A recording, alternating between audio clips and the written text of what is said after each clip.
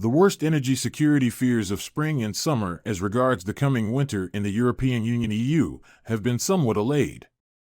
Earlier this year, when war broke out in Ukraine and it became clear that the conflict would drag on for months, if not years, the EU appeared perilously in danger of a winter Polar-Geddon as cold air gripped the continent. Largely forgotten and retired gas storage caverns that hadn't been filled in the expectation of a steady supply from Russia via the Nordstream I and II pipelines suddenly were thrust front and center into the public eye. Troubles often come in twos. The next shoe to drop was the deflation of expectations of much of the EU electric grid base load being met by wind and solar farms when the elements refused to cooperate. Beginning in the middle of last year, it was noted that the wind wasn't blowing and the output of solar farms was less than predicted.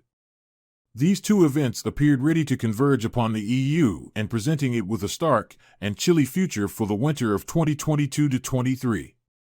While seemingly out of the woods for the early part of this season, with full storage caverns, several challenges lie ahead for this energy-beleaguered continent.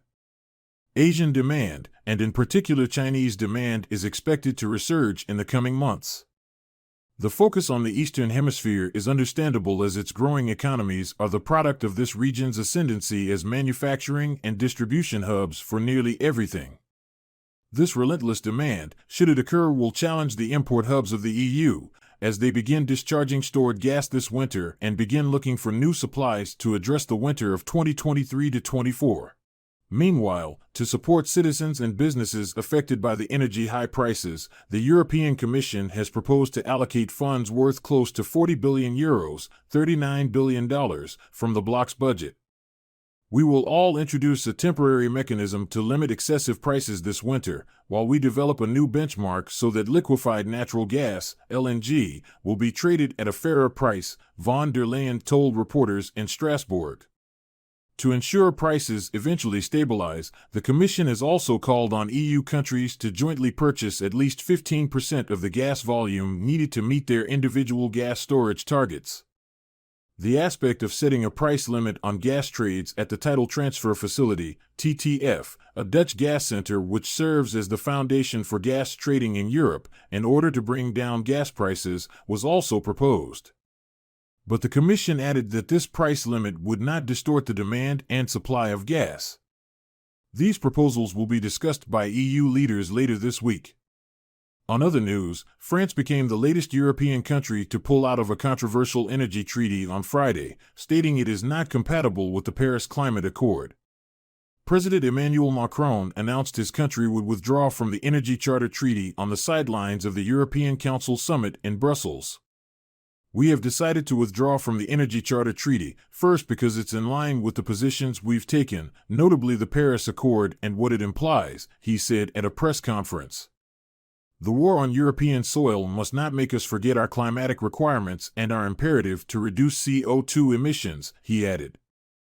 The Energy Charter Treaty was signed in 1994 and has more than 50 signatories, including the European Union, and is meant to promote international cooperation in the energy sector.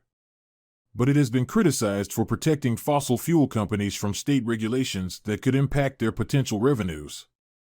German energy company RWE filed a lawsuit against the Dutch government in 2021 for €1.4 billion in damages over the decision to phase out coal. The Netherlands announced it would withdraw from the treaty earlier this week, while Spain, Poland, and Germany are also reportedly planning to leave the treaty. Italy withdrew from the controversial treaty in 2016.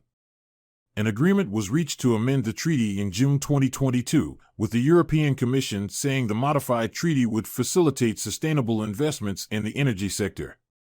Dutch Energy and Climate Minister Rob Jetten said that, despite the changes made to the treaty, it continued to offer too much protection to the fossil fuel industry. Martin Dietrich Brauch, an economist at the Columbia Center on Sustainable Investment, said that the reform process for the treaty missed the mark in nature, scope, ambition, and speed to address the treaty's risk for climate goals. Macron's decision to withdraw from the treaty came after France's High Council on Climate said a coordinated exit would be the least risky option for respecting national, European, and international commitments on the climate. Winter is coming for Europe, and it's going to be a very cold and painful winter amidst all policies and treaties being put in place, and this is as a result of so many factors that we can't really cover in this video. Meanwhile, what do you think of President Macron's decision to withdraw from the treaty? Let us know what you think in the comment section. Don't forget to like the video, subscribe, and turn on notifications.